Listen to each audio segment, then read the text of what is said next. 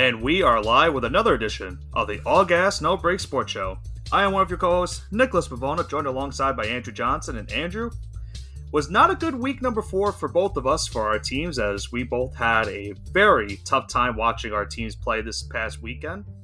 But for other teams, they had a very good successful week and are now moving into week 5, looking to continue their hot stretch and get closer to making the postseason this year. But a very wild week 4, to say the least. A lot of wild finishes, some crazy comebacks, and overall, I don't even know. We're about not even a quarter away through the season, and a lot of turmoil has happened so far in this NFL year.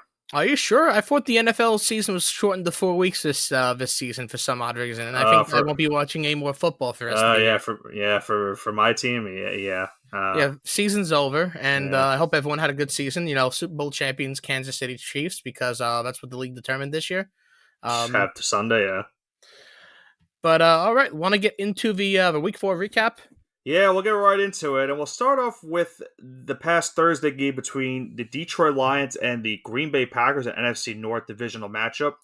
And this was pretty much all Detroit from the get-go. The Packers went into this one, really had nothing going offensively. I think they had 1 yard of total offense going into the second quarter. That's correct. And they went into halftime trailing 27-3, so a really big deficit for this team. Kind of made it a little bit interesting towards the end of the third quarter, getting a late touchdown. But the Lions overall dominate this game, winning 34-20. David Montgomery returns from injury, has a monster game for Detroit. 32 carries, 121 yards rushing, and 3 touchdowns for the Detroit Lions. On the other side for Green Bay, they were not able to run the football. 27 total yards rushing for them as a team. Jordan Love had some on and off moments, did throw 2 interceptions. And the Lions make a huge time statement in this game, getting the win. They're going to be getting Jameson Williams now coming back this upcoming weekend in their next game. So that's another big weapon for that offense.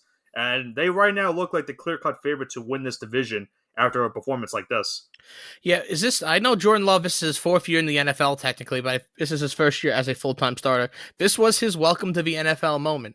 He came into, believe it or not, a somewhat hostile home stadium because the Green Bay Packers had to put a statement out on their social media platforms advising Green Bay Packers season ticket holders, which own the vast majority of the tickets. It's very hard to get Green Bay Packer tickets not going through the secondary markets like SeatGeek or StubHub or any other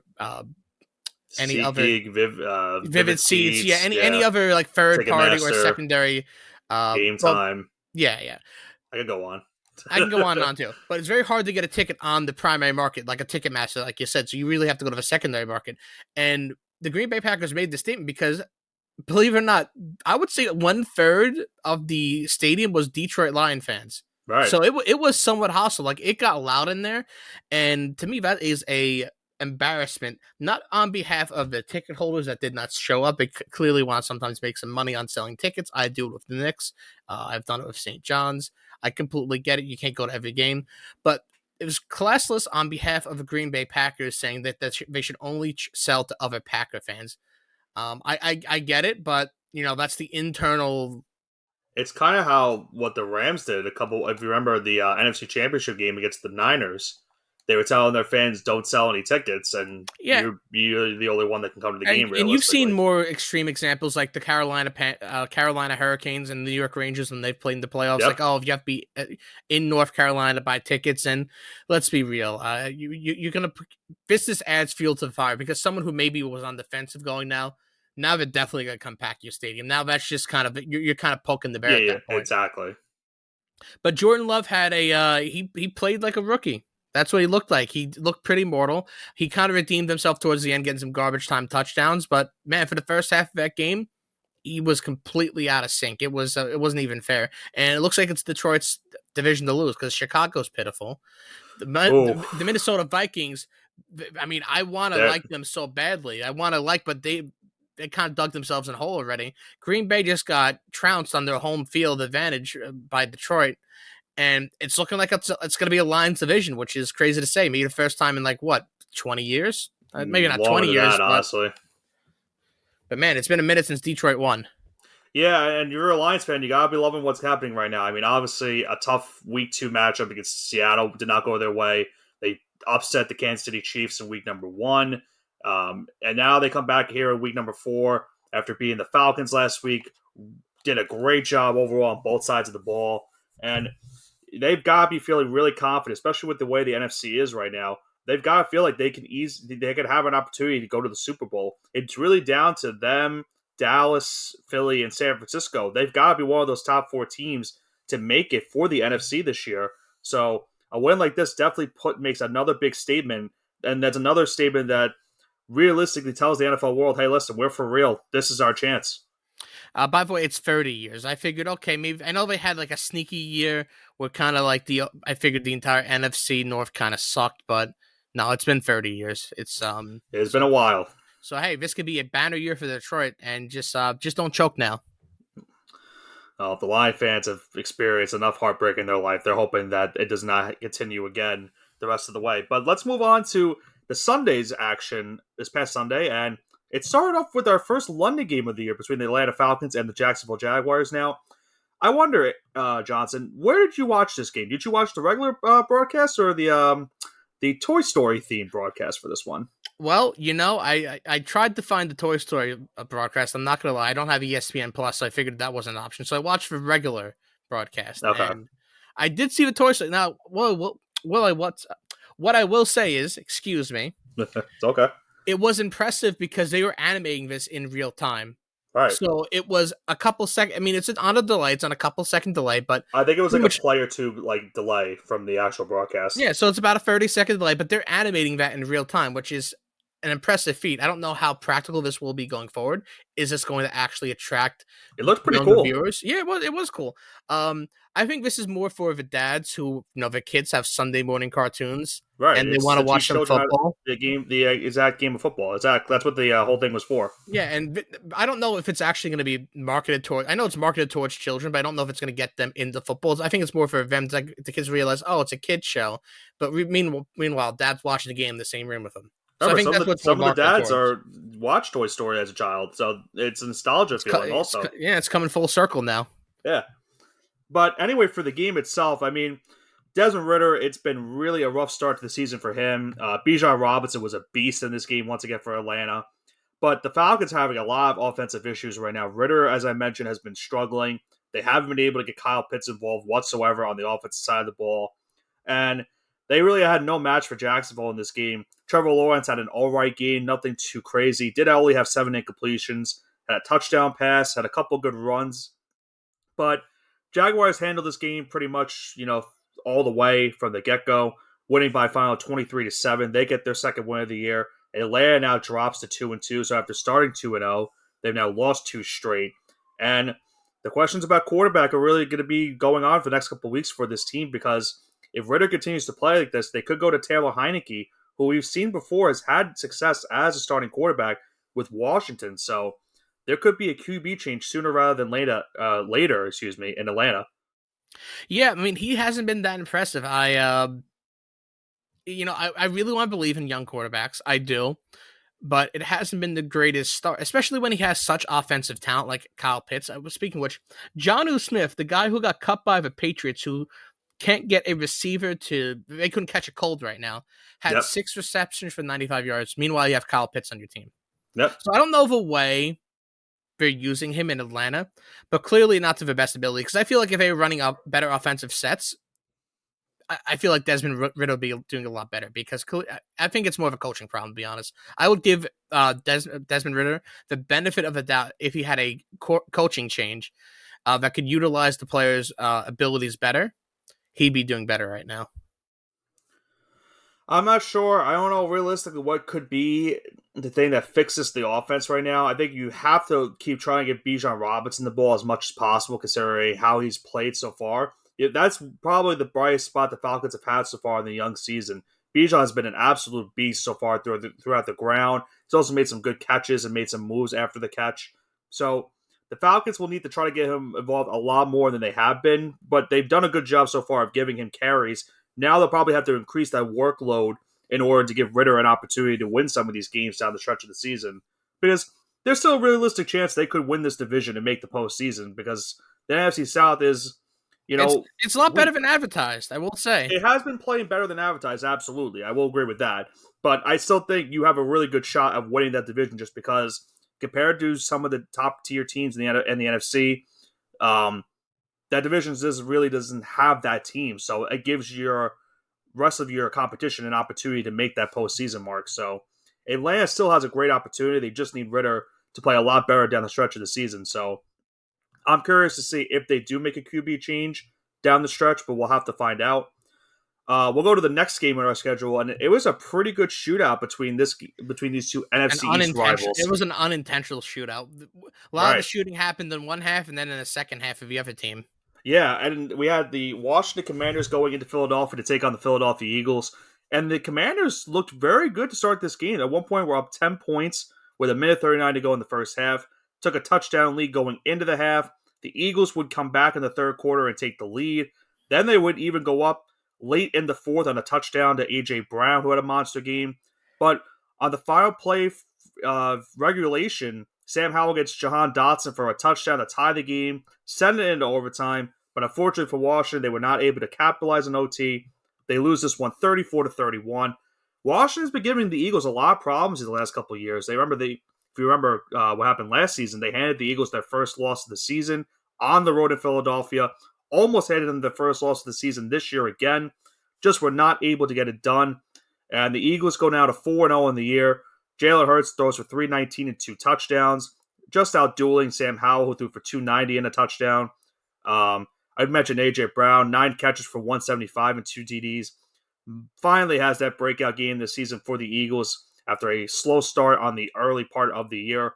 But if you're a Washington fan, you gotta like what you put up in this game against a team that went to the Super Bowl last year and a team that you've beaten before. So if Sam Howell continues to play like this, the Commanders have a really good, realistic shot of making the postseason this year. Yeah, I mean, it's they're looking good so far. Is Sam Howell that guy? I mean, he's had moments this season where he looks absolutely brilliant, and then last week was ugly. If you remove that Buffalo game, if you just want to, CIA, Men in Black, erase your mind. Yeah, I mean, listen. No, it's the right term, honestly. If you want to just erase your mind from that game, if that September 24th doesn't happen, he's looking like a really good quarterback. But he's still a second-year quarterback. He still has a lot to learn. And the Eagles' defense isn't the easiest to play against. So that kind of gives if you're a Washington Commanders fan, if you're a fan of Commander Tutty, if you're a fan of Magic Johnson, you have something to look forward to. Yeah, so we'll have to see. I think they could have a really good chance of making the postseason as a wild card team because it's just going to be really tough to win that division with Philadelphia and Dallas in front of your way. But moving on to the next game, where do you even start with this one, Johnson, between Denver and Chicago? Well, so I'm going to completely ignore the a lot of this, but this is how I'm going to start it off for the listeners at home. Chicago had a 28-point lead led by Justin Fields' greatest NFL performance of all time, throwing for 4 touchdowns through 3 quarters. Absolutely phenomenal game. Had, I think, over 300 yards on the day passing. Was great on the ground. And then in the fourth quarter, they blew a 21-point lead. Yeah, and how they blew that 21-point lead is because they went on 4th and 1. They went for it on 4th and 1 when they should have kicked the field goal. Because if they would have kicked the field goal, they would have had a chance to win it at the end too. Because during that comeback, if they kicked the field goal, they would have had a chance to stop the bleeding. They would have taken the lead, and we wouldn't be talking about this. But instead, Sean Payton gets blessed by the football gods for whatever reason, because everyone knows he doesn't deserve it, and gets gifted a win. After he had said Nathaniel Hackett had the worst coaching job of all time. No, this is the worst coaching job of all time. He is squandering all of his talent, and he should be winless right now. Well, I completely. And Matty Eberflus should be fired. And I'm glad you brought that up because I think that's another game I wanted to put on our mushing hour schedule. I forgot the Jets are playing the Broncos this coming weekend, so there's a lot. It's not a great game on paper, but there's a lot of storylines going into that game about Sean Payton and Nathaniel Hackett. So that might be a game we might cover a little bit later on in the show. But in terms of this game, it really was a tale of 2 halves. The Bears controlled the entire first half, had a 14-point lead, even went up by 21 at one point, and late in the third quarter, Denver would finally get a touchdown and make it a 2-possession game going into the fourth, and then they finally broke it open. 17 unanswered points in that fourth quarter, culminating with a late field goal by Will Lutz with 1:46 left in the game, and another really rough game for Chicago. They finally get a monster game out of Justin Fields, who throws for 335 and 4 touchdowns, did have an interception and a fumble that was returned for a touchdown. Yeah, I'm going to say those weren't his fault either. I'm going to go ahead and say it wasn't his fault. And yeah, he plays by far his best game of his entire NFL career. And unfortunately, it just was not enough to win this game because the Bears defense in the second half was just brutal. Russell Wilson looked pretty good in the second half. He was 21 of 28 for the game with 223 and 3 touchdowns. So if there's been something good for Denver, it's that their offense is, finally getting the production they expected last season. It's just on now the opposite side, their defense has now become one of the worst in the NFL. And for Chicago, I mean, I don't know how many more silver. I don't even know if there's a silver lining at the end of the tunnel because. Well, I think the silver lining is it looks like Justin Fields was playing a lot more free, and it looks like he wasn't being overcoached. So I think if you get rid of Matt Eberflus, who hasn't won a game since October of 2022, and you just kind of let Justin Fields off the leash a little bit, he's going to look great. He's going to be a fantastic quarterback. Right, and keep in mind, with their loss and the Panthers' loss, they currently hold the number 1 and number 2 pick in this upcoming NFL draft. So who even knows? And honestly, because not to cut you off, it looks like Caleb Williams isn't going to declare. You take Marvin Harrison and you take an offensive lineman. That's what you do with those 2 picks. The offensive line is an issue also for the Bears. That is true. So it's very possible they could do something like that if Caleb Williams was to not come out. But man, what another tumultuous loss for the Chicago team that has been dealing with so much throughout just 4 weeks in the season. And to believe it or not, they got a primetime game this upcoming weekend on Thursday against the Commanders. So now the entire NFL world is going to potentially see just how badly this has been going for Chicago. Maybe they could sneak out their first win of the year, but the way it's been going, I'm not sure if it's going to happen. But they almost weren't we're not the only team that almost blew a lead this past weekend. I know you want to maybe get into this, or maybe I will. How about the Los Angeles Rams almost blowing a big-time lead against the Indianapolis Colts on the road? I believe they were up 17 points at one point, or 23-0 at a point in this game. And the Colts were able to rally back and send this game into overtime. Without Anthony Richardson. Yeah, Anthony Richardson looked really good. His first game back, remember, from that concussion. And he led the charge back. They were down 23-0. Got a touchdown late in the third. Were able to tie it in the fourth quarter. Unfortunately, our favorite player, Johnson, Puka Nacua, get the game-winning touchdown in overtime to give the Los Angeles Rams a much-needed win to go to 2-2. Puka Nacua becoming one of the biggest surprises of the season now. The reason why he got drafted in the 5th round, for anyone who doesn't follow college football, was he was a phenomenal receiver in college. However, he could never stay healthy. So the health was always the main concern. So he always showed those glimpses of greatness, but he was always had an injury concern. Even if he played full seasons, he was always like on the injury report list. He was always day to day, week to week. But now it's shown that he kind of shook that. He's not. That's not his narrative anymore. That's not his MO, and he's really showing out in the NFL. He broke the. He's on pace right now to break the rookie reception record. Yep. Yes, rookie reception record. It's a lot of R's. Try saying that 3 times fast. And I believe it's currently held by Odell Beckham Jr. of 122, but he's on pace to break that right now. Yeah, he's had a monster start, and they're going to get Cooper Kupp back very soon too. So the Rams, we didn't expect them maybe to be a wild card team, but they have played better than I expected so far throughout these first 4 games. They could maybe be a sneaky wild card team at the end of the day, just because of how surprisingly well their offense has been. They had a stinker against the Bengals on Monday night the previous week, but they had an all right game here. A bad second half for sure, but getting Cooper Kupp back with the way Puka Nacua has been playing, and also they had good contributions out of Tutu Atwell as well.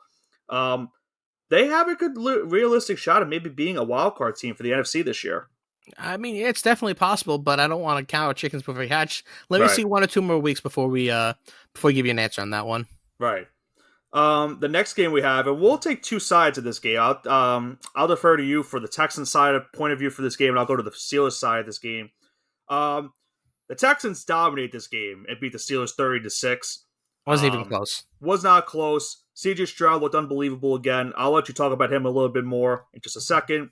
Steelers looked really bad again offensively. They lose Kenny Pickett to this game. They're not sure of the severity of the injury, but They also lose Pat Freiermuth. they also did lose Pat Freiermuth, correct. So they did lose another two big offensive weapons, considering what they lost earlier in the year as well. So the Steelers are dealing with some rough offensive times, but I know you would maybe want to talk about the Houston Texans and how they played these past 2 weeks, especially with the quarterback play of CJ Stroud. He's been unbelievable so far. Yeah, three combined offensive touchdowns through the air, 2 for CJ Stroud, 1 for Devin Singletary. But one thing I will say about CJ Stroud is he's lacking accuracy right now. He's able to sling that thing down the field, but he's only completing maybe around 60% of his passes right now. So get it up to 65, get up to 66, just a little bit more.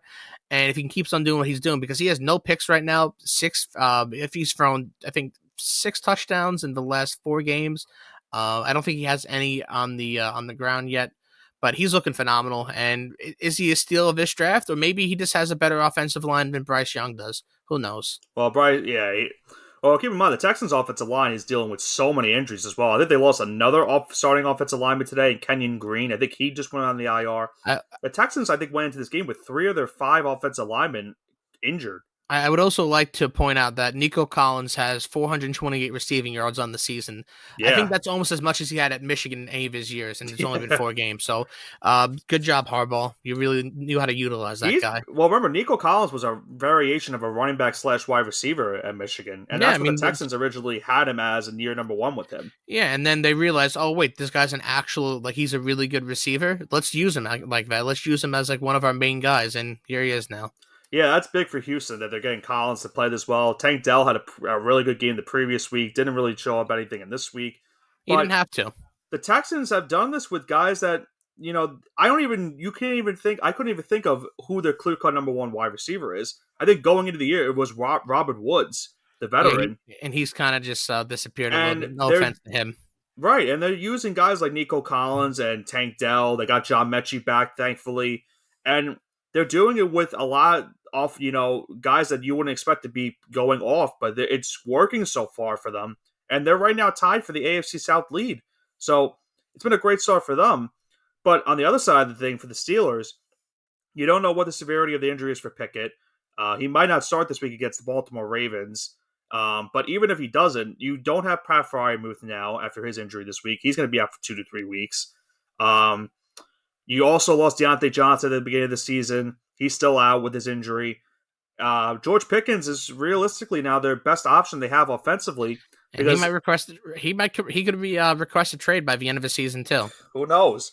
But look at the way the offense has been. Najee Harris was on and off of this game. He has not been able to be, been consistently all good all season throughout the first 4 weeks. Jalen Warren has been taking carries away from him. And now with the injury to Pickett, it might be Mitch Trubisky starting for them this week. They're 2-2. The offense has looked really bad. And there's been, the same rumors that we had last season with Matt Canada, maybe getting fired, but nothing has changed so far for this team. And it's just going to be consistent, they're going to continue to be this badly consistently if they don't make a change, I think, in the next couple of weeks or at the end of the season at least. Yeah, and I think that really sums up at least the first couple games. Let's get into our next game, though, because we kind of talked about the Texans, we talked about the Rams. Let's talk about a team that was the belle of the ball last week, but now it's now they have a bridesmaid. Let's talk about the Bills absolutely throttling the Dolphins, showing them that they are frauds and that they played a Mickey Mouse team against a Mickey Mouse defense. Nick, why don't you break it down? Oh, well, I was in Buffalo this past week. I was not at this game because the day of my vacation, I left on that Sunday as the kickoff was beginning in Buffalo. But Bills fans were very rowdy for this one as they were taking on the Miami Dolphins. Obviously, the Dolphins are coming off that 70-point performance the week before against Denver. The Bills coming off that throttling over Washington in their previous game. And the Bills, this was a shootout throughout the first half of this game. Stephon Diggs was having a monster game. We saw I forgot how he said it. Is it a Chan? A Chan. A Chan. He had another good game for Miami. It looks like he's now started to become the clear-cut number one running back in that backfield. But the Bills control both sides of the ball realistically throughout most of this game. They were able to beat the Dolphins 48-20. I mentioned Stephon Diggs. He had 6 for 120 and 3 receiving touchdowns. Most of that came in the first half of this game. Josh Allen threw for 4 touchdowns. Also had a rushing touchdown in this game. So a 5-touchdown game for Josh Allen against this defense. Really good mark for him. And Buffalo, they make a big-time statement. A lot of people were doubting them after the loss of the Jets in week number 1. They get this win over a Miami team that put up 70 the week before. They now go to 3-1. Dolphins now fall to 3-1. And they'll have to try to bounce back in their next game. They are playing the Giants, so they most likely will bounce back, unfortunately, for my sake. But nonetheless, Buffalo, this is a very impressive win. And you got to like what Josh Allen gave you in this game, considering he only had 4 incompletions throughout the entire day. Yeah, I'm not really believing in the Miami defense. We've seen Josh Allen play terribly, and we've seen the very highs and very lows all in the 4-week span. And what usually happens with Buffalo is this is their Super Bowl. Like they'll have a game like this midway from this, maybe not, like midway through the season, and then 4 or 5 games of the season, and this is their Super Bowl. So, come talk to me in about 10 more weeks. Yeah, we'll have to see. Buffalo does have a London game upcoming against the Jaguars this Sunday, so a bit of a change of scenery for them this week, taking on a Jaguars team that just was in London this past weekend against Atlanta. But speaking of change of sceneries, we saw a change of scenery at quarterback for the Cleveland Browns this past Sunday, as Deshaun Watson was rumored to be starting this game for Cleveland, but had injury issues throughout the entire week, was trying to make sure he could play on Sunday, and unfortunately he just was not able to get the start due to those injuries. So rookie quarterback Dorian Thompson-Robinson from UCLA got the start for the Browns in this one. And let's face facts, the rookie had no chances realistically against a Ravens defense that is very Jekyll and Hyde, but when they have their good games, they really show out. And they showed out in this one, really making the rookie pay for his mistakes. I couldn't think of the word. He had 3 interceptions on the day, was sacked 4 times. And the Ravens offense had a pretty much a field day in terms of both passing and running. Lamar Jackson had 2 passing touchdowns, both of them to Mark Andrews. And the Ravens win it 28-3. Not much really to talk about this game. Baltimore gets a nice win on the road. Cleveland now has to hope going into their bye week that Deshaun Watson is healthy going into their next game. But yeah, big time statement for Baltimore considering what happened the previous week with that loss to the Colts. Yeah, no, it's a statement win for Baltimore. They looked really good. Lamar Jackson looked really good. Cleveland, it's very, very tough because the season looked so promising 2 weeks ago. When you had Nick Chubb, you had Deshaun Watson. It was kind of looking like it could have been special. But the wheels kind of fell off the wagon pretty early. That's the main issue. They again, this is a backup quarterback, but a 28-3 final is not very pretty to look at. I guess there's silver line to this is that David Njoku is starting to look good because he's been pretty consistent throughout these last couple of games. Remember what happened to him going into this game? He had the burns on his face and his hands, so there was a question if he was going to start this game. But yeah, I mean, thankfully he did. He's looking like an okay tight end, especially if he can get more touches to him. He looked like he could be a starting tight end for the next 5-10 years for Cleveland, but I think that's the biggest positive. No Nick Chubb, no Deshaun Watson. David Njoku was your best receiver. Elijah Moore is MIA. It was a rough week. Cooper's the best thing they have receiving wise, but he couldn't get the ball this week with the way the Ravens pass rush was, and they just really had no chance with a rookie quarterback. It does happen. He had 1 reception for the game, and that's it after having a couple of really strong weeks, and it comes down to quarterback play. So until Deshaun's back, he's going to struggle a little bit. Well, you talk about struggling. We have spoke a lot about this team in terms of struggling this season, but how about the Cincinnati Bengals? I don't want to talk about it. Another dud this past weekend, losing to the Tennessee Titans 27-3.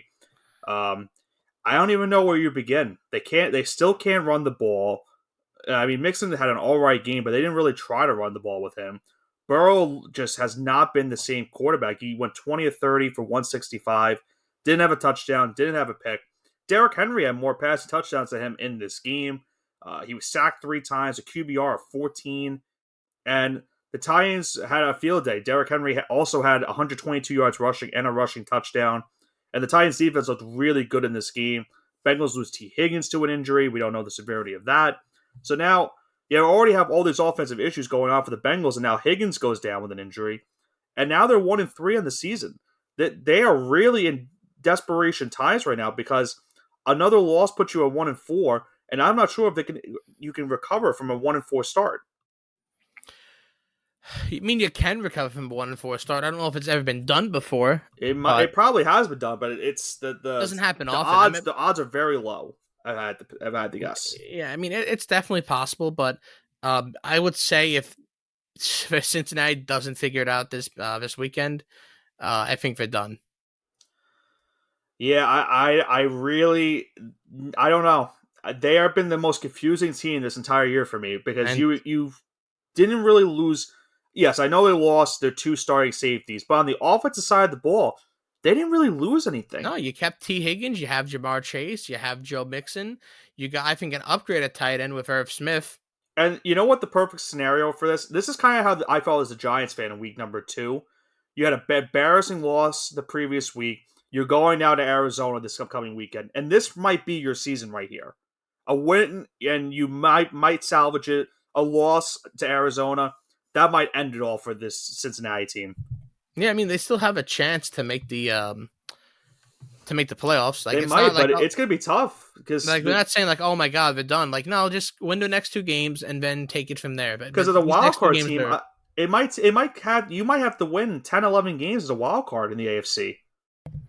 Yeah, and that's the problem. But I still think they can do it. I still think they can come out and salvage a 10-win season. Burrow's got to get healthier. That's another thing too. Yeah, I mean, listen, if you lose this upcoming game, just shut Burrow down. Everyone knows he's not playing. He's not 100% healthy. He's got some issues right now. So if he doesn't win this, shut him down and let him just. They might shut him down. They might trade T. Higgins. It's possible. Yeah, just literally there's nothing wrong with letting your quarterback get healthy for a season. It's not like you're losing a lot of people. Just let him get healthy for a year. Imagine the Bengals tank for Marvin Harrison. Imagine they tank for Marvin Harrison. That's just what the NFL needs. And then you trade T. Higgins for whatever you get. Maybe you probably get a second round pick for him. Definitely get a second round pick. And then the second round you get another elite wide receiver. It's definitely possible. So I'm curious what happens for them, but they gotta win this upcoming weekend in Arizona. I know you don't really want to talk about it, but we have to get into this next one between the Patriots and the Cowboys. Nope, I was asleep this weekend. I wish I was asleep too this weekend. Don't worry. We'll talk about my team in a little bit. But is there anything realistically you want to talk about in this game between Dallas and New England? A 38-3 win for the Cowboys. They now go to 3-1. Yeah, I think Patriots fall to 1-3 now. I think Mac Jones suffered a concussion because he was playing fine, and then he got turned into a human scorpion by the Dallas defense. And his head went pretty hard in the background. That's the only thing I can explain. Maybe he was a little foggy from getting hit in the head so hard. Offensive line is bad. The wide receivers are bad. And you had 2 big injuries on the defensive side this week too. Yeah, I mean it's tough to see Matt Judon get injured and Christian Gonzalez get injured. To me, if those 2 guys are done, if they're the heart and soul of your defense right now, I think you just got to shut down the season. Just shut everyone down. Come back next year. Tank from Marvin Harrison Jr. Maybe get I don't even know what I would want. Actually, no. I would trade up for the first round, and I would take 2 offensive linemen. I don't even care. I would just get 2 offensive linemen. Maybe I would get Brock Bowers. Maybe that would be a good pick because at least he could block and receive. Well, I will say this: you have a very I would say a winnable game because the Saints are not that great of a team. So you could still salvage something if you were able to beat the Saints. But you have to know going into this one, it was going to be a tough game against Dallas. They still, I know that they came off the loss to the Cardinals the previous week, but they still on paper have a good roster. And they look like the team that I saw in week number 1 against the Giants, where defense was firing on all cylinders. Dak had a good enough game to win. This would be the most Patriots thing ever. The team that after the game beat down by the Cowboys, they beat the team that beat the Cowboys. That'd be the most Patriots thing ever. Yeah, so I don't know. There's a chance to redeem yourself this coming weekend with the Saints. They've already ruled out that it's not going to be Bailey Zappi starting a quarterback. It's going to be Mac No, Jones like again. anyone say, "Oh, he got benched." Like, yeah, you know It was why? a Because blowout. you Yeah, bench your quarterback it was a blowout. when you bench your quarterback when the game is not winnable to protect his health and safety. I mean, that's why. Like, listen, week 1 of the Cowboys game, what was everyone saying in the third quarter? Why is Daniel Jones still out there? Right. That's what everyone was saying. Now, oh, Mac Jones got benched. Oh, well, now there's quarterback controversy. There is no quarterback controversy. Right. They literally let this guy drop, and 31 other teams had the opportunity to pick him up, and no one picked him up. Right. So to me, there's no controversy. So we'll have to see. But you talked about controversy. There was definitely some controversy on Sunday Night Football between the Chiefs and the Jets. A very questionable holding call called on Sauce Gardner late in the game that cost the Jets the win in this one against the Chiefs. You got to admit, I know you're not a Jets fan, but they did play pretty well against this Chiefs team, especially considering the fact that they were down 17-0. I've said this before. The Chiefs aren't that good. I'm not impressed. I said the only real team I think I believe in are the 49ers. I don't think the Chiefs are that good. That's fair. Look how they've played throughout the season. They've had all these squeaky wins the entire year so far. Besides the Bears game, but yeah. Yeah, I mean, okay, you play the Bears who can't hold on to a 21-point lead versus one of the worst, the worst teams in football right now in the Denver Broncos. They're really playing tankful, and you lose to the Lions. I'm not really that impressed by the Chiefs so far. And it's a weird game too because you look at the stats. Zach Wilson outdueled Patrick Mahomes in this one. I gotta give Zach Wilson credit. He's had so much criticism the last couple of weeks, but he had a really good game overall. He went 28-39 for 245 and two passing touchdowns. A blind squirrel finds a nut every now and then. It happens. He just unfortunately had a tough fumble late in the game, and that was the end. That was the last drive the Jets would have in the game. That was with 7 minutes left, and the Chiefs would have a 7-minute drive to end the entire game. But on that 7-minute drive, there was so much controversy in it. The Chiefs had a 3rd and 22 Patrick Mahomes first down run in which Jermaine Johnson for the Jets was getting held. They didn't call a penalty on it. They called a penalty on the Jets for illegal contact on the defense, which would have been an automatic first down nonetheless for the Chiefs. Then there was the holding on Sauce Gardner in which the Jets got an interception on the play. So that negated that play. And then Mahomes got a first down run to ice it. And for people that bet the Chiefs minus 10, he kind of screwed everyone over, and by kind I mean he definitely screwed everyone over because it definitely cost people a lot of money because they were not able to at least push this game. They only hang on to win by 3 points by a final of 23-20. They go to 3-1. They'll play the Vikings this upcoming weekend. The Jets now go to Denver, and they're both 1-3. So it wouldn't surprise me if both these teams actually win. If the Jets beat Denver and the Chiefs should beat Minnesota. It wouldn't surprise me if both these teams. I mean, the Jets would be more surprising. But I will say, I think at the end of the day, the silver line for the Jets is you finally got a good game in Zach Wilson. You now need to see if that could be consistent enough to maybe salvage your season and maybe get a wild card. But I'm not sure how consistently it's going to be with him because you've seen flashes of good quarterback play, but you've also seen really bad quarterback play. There's really no in between for a guy like Zach Wilson. So you need to you need to hope that he has another good game like this in order to give the Jets an opportunity to get their second win of the season. Yeah, and I guess we'll find out. And I guess we'll save the best game for last, right? We can just barely touch this if you want. And if you want, I'll summarize most of it so you don't have to go. You can summarize it. I'll summarize because I was at this game. So I will summarize the atmosphere for this game. All right. So I will give the play-by-play and Nick will give the atmosphere. Yeah. So this was a big game for the Giants. They came in, I think, 1 or 2 point favorites this game.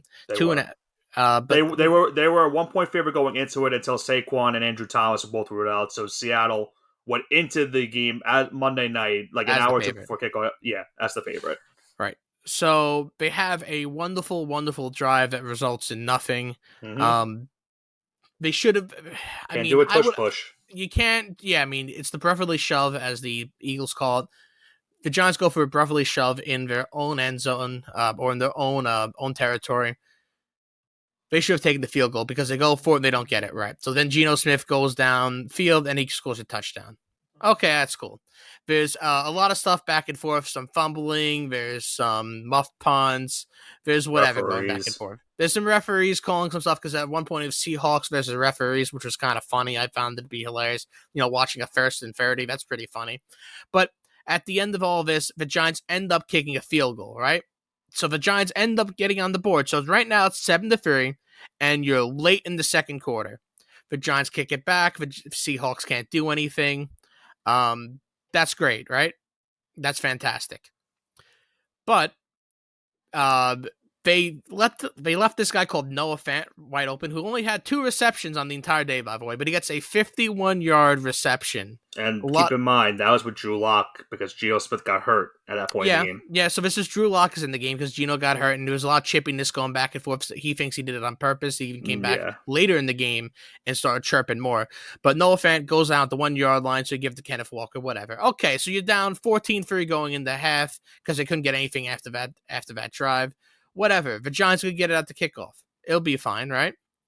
A lot of back and forth, more chirpiness, a lot more penalty flags going back and forth. In the third quarter, finally, the Giants are in the red zone.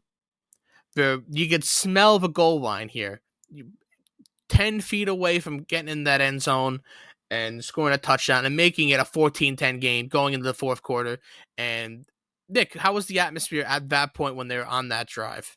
Well, going into it, everyone was already fed up because the Giants could not do anything offensively. So the fact that they got to the 3-yard line at that point, everyone was like, okay, we're one step away. We've been running the ball well. Keep running the ball, get into the end zone, or at least get some kind of points and make this a one-possession game. Because at the end of the day, the Giants had a great chance to win the game. But I'll let you finish what eventually did happen, unfortunately. So Daniel Jones goes, he rolls out of pocket, and then he does a cross-body pass to Devin Witherspoon, the rookie quarterback out of Illinois. Had a big game last night.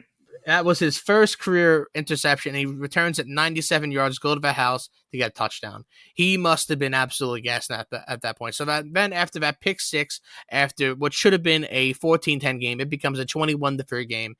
And that pretty much sealed the game because the Giants were down 18 points going into the fourth quarter after having 2 offensive drives that should have ended in points.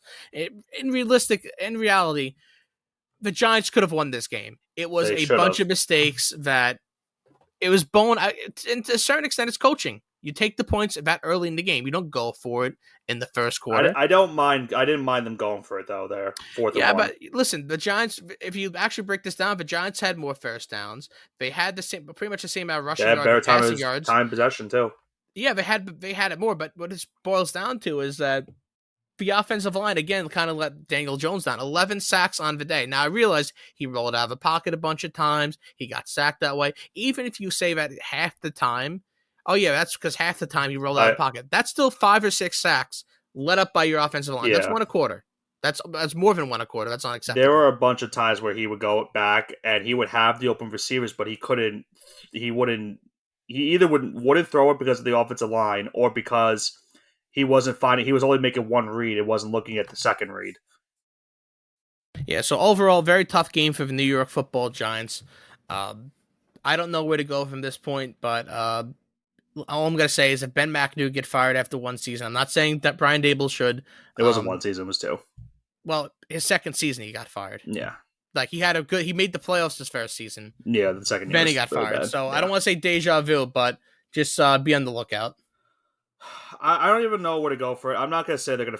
I don't think they're gonna fire. I don't think they will because it's a new regime. It's Joe Shane and company now. Shane and Daboll, they're close knitted. They're not gonna leave. I don't think they will too. I think he'll get at least one more season. So here's how I'll break it down from the atmosphere type of game. It was electric, atmosphere going into the game. Early on, the Giants got an early, after giving up, not scoring on their opening drive, were able to get a nice defensive stop. Kayvon Thibodeau had a big sack on 3rd down, and the place went nuts. I went nuts. I'm like, finally, Kayvon got pressure. We got a sack on the quarterback because we had maybe 1 sack on the entire year going into that game. Then they punted away. We muffed the punt. Thankfully, recover it, but I cannot express how annoyed I was because that's how we lost to Seattle last season because of muffed punts. So it almost was deja vu right there. Then as the game goes on, you give up the touchdown to DK Metcalf. Then they make it 7-3, but the DK Metcalf touchdown pissed me off, by the way, too, because Deontay Banks, our first-round rookie corner, doesn't even look at the ball. He just staring down DK Metcalf, and Metcalf took advantage of that and got an easy touchdown because he didn't look at the ball at all. Couldn't even make a play on it. You have to know that as a corner. You have to look where the ball is going to because he didn't even bother to try. So, being that as it may, that happens. Daniel Jones then fumbles because he got sacked and lost the ball as he was trying to run out of the pocket. That leads to a Kenneth Walker touchdown in the second quarter. And then you talked about that drive in the third quarter. I mean, the defense, I will say this. If there was any silver lining from this game for me, it was the fact that the defense did not play as bad as I thought. They gave up the touchdown to Metcalf. The Walker touchdown was basically, the Metcalf touchdown was off the short field. I mixed it up. Metcalf's touchdown was off the fumble from Daniel Jones. The Kenneth Walker touchdown was a 7-play, 75-yard drive. So that was their worst drive of the game, but that was the Drew Lock to Noah Fant pass that you had mentioned where the Giants missed a bunch of tackles, and that was really annoying to see. So they didn't play as badly as I thought. It could have been better, but it could have been worse. But they gave the offense an opportunity to win this game. And they had a great chance in the third quarter. Late in it, they get down the field. There was a fourth down conversion where Jones ran out and got a first down. And he just, a second down and goal. He's looking at Paris Campbell, does not even look at his second read. He just stares him down. And Devin Witherspoon, to his credit, read the read, picked it off, and ran all the way back to the house. And that was the game right there. Giants had no chance of coming back from that. And it's really unfortunate because you're hoping that Daniel Jones would, after getting this contract, would make better strides, would make these extra reads that he needs to do in order to be a successful quarterback in the NFL. And he hasn't done that. A crazy stat for you, Johnson, that I found out in this today. The Giants had 2 passes over air yards of 10 yards in this game. That sounds about right. Everything was a check down. It was either a check down, a bubble screen, or a short slant of 5 yards to the outside. They did not. That's not a winning success in the NFL. And I don't know if that's Stable's fault. It could be Mike Kafka's fault too, because he's the offensive coordinator and he calls the plays. Mike Kafka here. And it's just a multitude of bad things. Like I said, there is realistically, from my point of view, nothing where I could say, oh, this is a silver lining going into our next game. Nothing went right. Special teams was bad. Offense was horrific. You mentioned they gave up 11 sacks. But even with those 11 sacks, Daniel Jones still did not have good throws in this game. Even when he had time in the pocket, he was still making some really bad decisions. Probably, in my opinion, his worst game as a quarterback in the NFL. And it just was not pretty whatsoever. And I'm even including the Dallas game in week number 1. There was no light at the end of the tunnel because you realistically should have won this game. Seattle had in my opinion, had no business winning. The Giants just gave the game away. And now you go to 1-3 with the loss instead of being 2-2, which could salvage your year. And now look at your next 2 games. You're going to Miami and you're going to Buffalo. That's pretty much a death sentence right there. You're going to go to 1-5. And I'm at the point where I don't know if the Giants can win another game this season. That's how badly this has been. They played so poorly throughout these four games. I think they've been outscored in prime time 77-13 or something like that. I don't know the exact number, but maybe 16. It's horrible. And I don't know what they can do to salvage the year. If Saquon and Andrew Thomas come back, or when they do come back, I don't even know if that salvages either way because the offensive line has been putrid. And it's been over a decade of trying to rebuild the offensive line. It shouldn't be taking this long. Something has to give. I don't know how much more, as a Giants fan, we can take of the offensive line being this poor. And if there's any criticism I have of Joe Shane was we didn't address the offensive line in the offseason besides drafting John Michael Schmitz, who I think could be good for us. But they need a right tackle because Evan Neal, in my opinion, cannot play right tackle. He's got to move inside the guard. They need another guard on the left side because it just hasn't been working. They have had points where a lot of people are complaining that Darren Waller needs to get involved in the offense. They have Darren Waller blocking most of the time because the offensive line is so bad that they need another blocker. And you don't see Darren Waller get targets. That's why I think he had one target the entire game last night. So I don't know what you could do to salvage it. I don't like their chances the next 2 weeks whatsoever. And at this rate, we're now at the point where where going into the year, I was hoping for maybe another postseason run, at least get to the playoffs as a wild card. To now, we might just have to wave the white flag and just maybe tank for a top pick in this year's NFL draft. I hate to say it, but that's where I'm currently at. All right, with that said, and with this in mind, let's move on to our next segment, the Mushing Hour. Everyone's favorite time where we give you the hottest picks on the year on a week-to-week basis. Just to kind of refresh everyone, I went 5-3. Grace went 5-3. Unfortunately, Nick, you went 3-5 last week. Yeah, but, I should not pick the Giants. You could always listen. I pick the Patriots every week, so it happens. I know what you mean. I trust the Patriots too. No, yeah, should have done that. Anyways. Let's go into the Mushing Hour and kind of do a rapid fire for our viewers at home. Let's start game number 1. Chicago Bears on the road going to Washington. The Commanders going to FedEx Field in Northern Maryland. It is not Northern Virginia like I thought it was. It is Maryland. So thank you for Russell for correcting me. It is Washington -6.5 favorites at home. 44.5 is the slated over under. I'm gonna say Bears +6.5 because I think the Commanders. And the Bears both coming off losses, but the Commanders kind of blew it. But the Bears also kind of blew it. But I don't know. I just trust Justin Fields more than Sam Howell, as strange as that sounds. Okay. So give me Bears at least to cover. Well, I will say, as I'm looking at the lines again, the line did change down to -5.5. I don't know if that changes your opinion whatsoever. I'll still keep it at 6.5. Okay. Now, I remember this game last year, and it was a stinker. It was really bad.